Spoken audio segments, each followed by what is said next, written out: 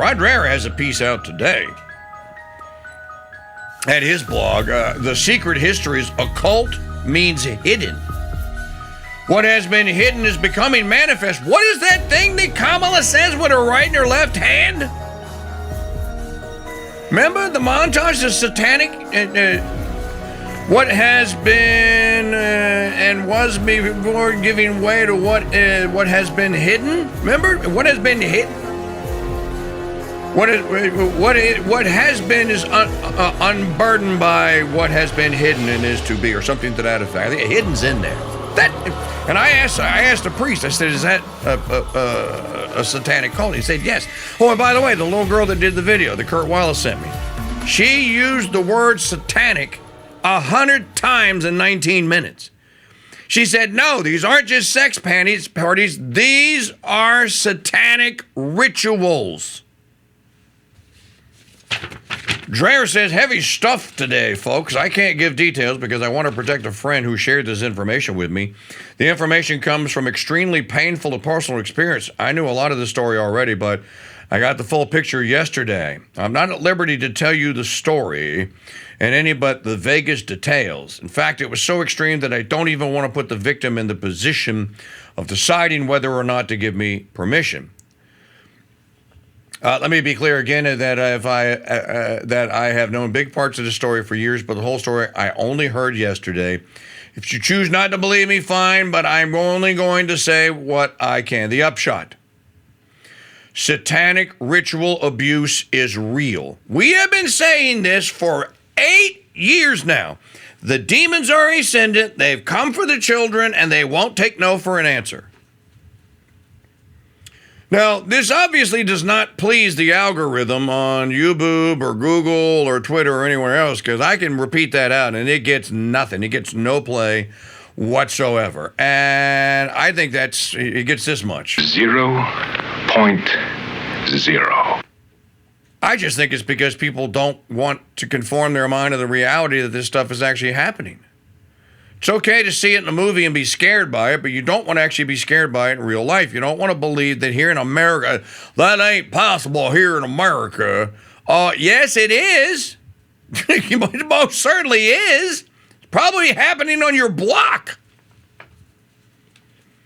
It is something that has to be dealt with. And there is only, okay, you can arrest the people that are abusing children. True. And they should be arrested, locked away for life, or executed. Yes, I said that. But that is not going to defeat the evil. The evil doesn't sleep. It doesn't take union breaks. Doesn't have coffee breaks. It doesn't have a union leader. There's no council number to what they do. And they're always there, and they never stop looking for the opportunity to drag you to hell, literally. Sam Raimi made a movie back in 2014 called Drag Me to Hell. I still think that the born, baptized, and confirmed young man, Sam Raimi, Catholic, I'm pretty sure he's fallen away, but I still believe this is one of those Holy Ghost moments at the movies where, and literally, the girl who's the star of the movie, at the end of it, literally gets pulled by a demon to hell. And it's because of a sin. Now, I know in the movie, it was like, this particular mortal sin was no big deal because, all kids have sex. Bad teenagers are going to do it, give them a condom. But it is real. Ask KV Turley about his friend Fred Wolf that he wrote about, who Fred will not even talk about this anymore.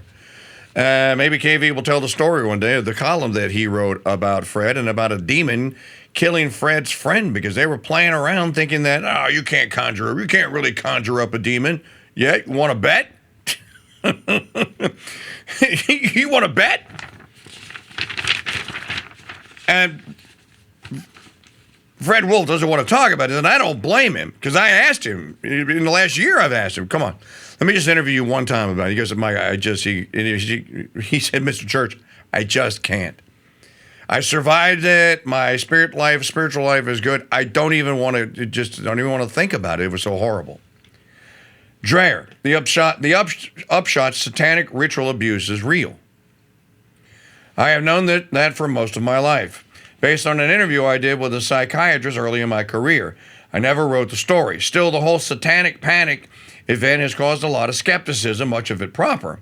These stories are lurid and easy to weaponize. However, it happened to someone I know who is in ongoing psychiatric treatment for the wounds which had led to very destructive behaviors before the breaking point. Concrete evidence emerged decades ago that this person had been ritually abused by certain family members. It was far worse than the victim originally thought, as emerged later in the victim's life. One of the professionals treating this person said to the person that the things this person is saying, remember details of settings especially, tracks closely with what known other victims of a particular cult in this city, he's talking about New Orleans, have testified. The victim, now a Christian, told me yesterday that they have concluded from their experience and what they have learned that New Orleans is a stronghold of the demonic. Now, let me just stop right here and add King Dude commentary here, because this is a subject that I can wax on for a long time because I know a lot about it. Why New Orleans? Let's just start right there. Come on, TKD. You don't believe that. The city of New Orleans would never do that. Come on, TKD. Why New Orleans? You've heard me say it 100,000 times. The city of New Orleans is the most Catholic city in the United States. It once was. You can't go in that city and take a swing a dead cat by the tail and not hit a street named for a saint, named for a sacrament, named for a pope. Nowhere. It used to be you couldn't swing the same dead cat by the tail and not hit a basilica of some sort. Open and flourishing. I have a book in my library right in there in the other room. It is the encyclopedia of the 1936 Eucharistic Congress held here in the city of New Orleans. The city prepared for it for 4 years, and the Congress lasted for a week.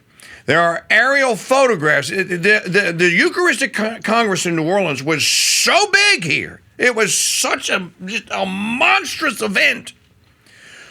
Goodyear sent its blimp to photograph and film it. Did you know that?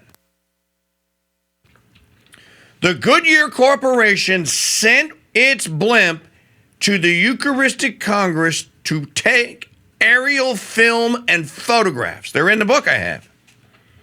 You can go to the archivist for the state of Louisiana, and he has the film is there. You can see the film.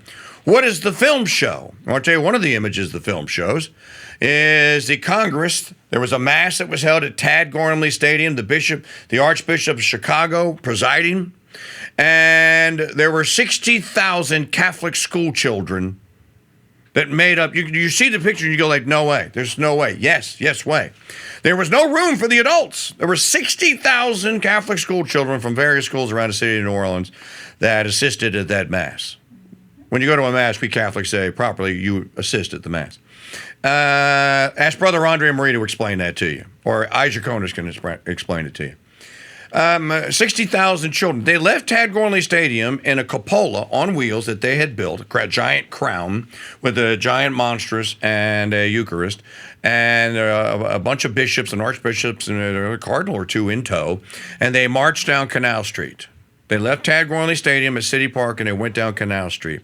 The most incredible sight the people in the Goodyear blimp had ever seen. And then he said, there it is. Maggie found it. There it is. There's the picture right there in the chat room that all of you are not in anymore. Tisk, you're missing it. crusadechannel.com/chat. That's just one of them. The Goodyear blimp captured Canal Street. Now, if you've ever been to the city of New Orleans, you know that Canal Street begins at the river, at the Mississippi River, and Canal Street ends at City Park Avenue. Okay? City Park Avenue makes a square with 2 other streets, or 3 other streets, around this thing called City Park. Tad Gormley Stadium is in City Park. So they left Tad Gormley Stadium. They hit City Park Avenue. They hit Carrollton Avenue, named for Charles Carroll of Carrollton. And then they hit Canal Street. Canal Street is about 4 miles long to the river from there. The children and the adults following the children filled the street from City Park Avenue to Sacred Heart Church on Canal Street, which is adjacent to the French Quarter, for 3.5 miles. You can see the procession behind the archbishops, the Bishop of New Orleans at the time. And there's video. Maggie is showing you the video right there. Now, so when I tell you that the city of New Orleans was the most Catholic city in the United States, I'm not bullying you. I'm not just making it up because it's my home city, although I used to be very proud of it. And once was consecrated, as Father Carney tells us. If it was ground that was consecrated once upon a time, it's consecrated forever. The demons can't erase that. It's like the indelible mark of baptism on your soul. You can't get rid of it. Once consecrated, always consecrated. So the land can be reclaimed for Christ, and it will be someday. So when I say that the city of New Orleans is the most Catholic city in New Orleans, now this is not to say that there weren't sinners here. Please do not misunderstand. We live in the world, in a fallen world. Of course there were sinners here. Of course there were. Yeah, but what about it? I didn't say it was filled with saints. I said it was Catholic, and it was. And look, all the remnants of it are still there. They're all still there. They haven't destroyed them. They tried to. So people in the chat room, Mary's Dowry, saying, oh my goodness, no wonder the demons are focused on New Orleans. Well, when you see the photographs of the Eucharistic Congress and the film, you go like, wow. If we had that today, imagine the good that we could do. Imagine the souls that would be saved. So why did the demons set their sights on the city of New Orleans? Because it was Catholic. Because Christians were here. And because not only was Christianity here, not only was Catholicism here, it flourished. And the city flourished alongside it. The last year that the city of New Orleans grew in population, the last decade, was in the 1950s. What happened in the 1960s? The Catholic Church and Christians withdrew from public life and embraced abortion, homosexuality, divorce, and contraception. The great city of New Orleans, that was the 13th largest television market in the United States in the 1960 census, is now number 57. 57. Turn your back on God, God will turn his back on you. Some say that Hurricane Katrina was retribution. God saying, I'm going to give you another chance. Bring my churches back. Bring my son back. Bring my mother back. I'll give you another chance. Did we do it? Nope. We doubled down on homos. We doubled down on being a sin city filled with putrid partiers. Of an industry no longer a seaport. No longer the most envied seaport in the Gulf. The greatest. Now a place where people come to get laid and get drunk. Sorry to be vulgar. So I'm just trying to set the stage. When Dreher says New Orleans, you need to understand why the demons focused on New Orleans. They took it out. Tried to take it out. Now, I believe that there was a renaissance going on and that we have hit rock bottom. And that under, you could say what you want about this, under Bishop Hammond, we've hit rock bottom. We're not going any lower. Latin Mass tradition is flourishing here where Maggie and I live. It's flourishing here. Young families are flocking to it, and they are under the care of Bishop Hammond, the Archbishop of New Orleans. So I think that the bottom has been reached. Nowhere to go up from here. But the demons have moved in, baby. The demons are running that joint. And that's why they set up camp there. You know where else the demons went? There's another great Catholic city in the United States that no one ever wants to talk about. But I'll talk about it because it's true. I'm using my hands like Trump now. I got to stop doing the impersonation because I'm talking with my hands. You used to know it as Los Angeles, the city of angels. The city of angels. It's one of those missions settled by Junipero Serra and the Franciscans.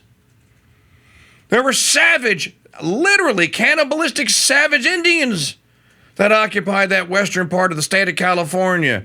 You know why they aren't there anymore? Because they became Christians. How'd they do that?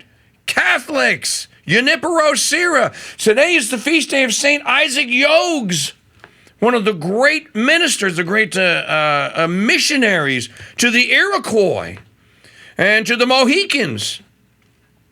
He gave up his finger for it and ultimately gave up his life, St. Isaac Jogues. They took over Los Angeles, too. They decatholicized it. Hell, they took the crucifix down off the city crest. You think Jesus is happy with that? You turn your back on God, God turns his back on you. What's happening in Los Angeles and in all these cities is a demonic crime. The demons are yucking it up. Demons are yucking it up. Everything can be reconsecrated. It can be seized, and holy stuff can happen on that land again. People got to want to do it. So back to Dreher and his piece about the occult in the United States and in New Orleans.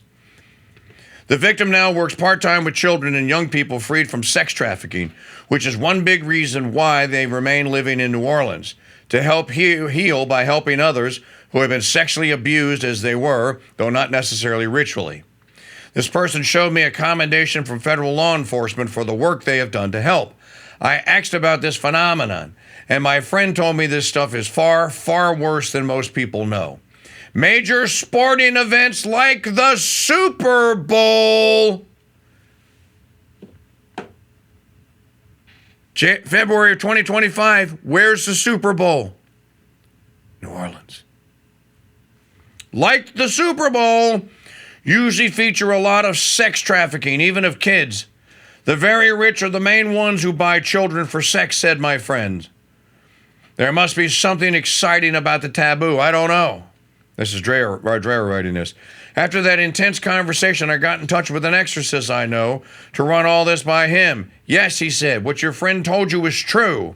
In fact, he said, the thousands and thousands of children from Latin America who have come across our de facto open southern border in recent years have occasioned a gold rush for child sex traffickers. The evil is omnipresent, but we ordinary people don't see it. And who is responsible for that open border? Kamala Harris. Remember, Biden appointed her border czar. She keeps denying it.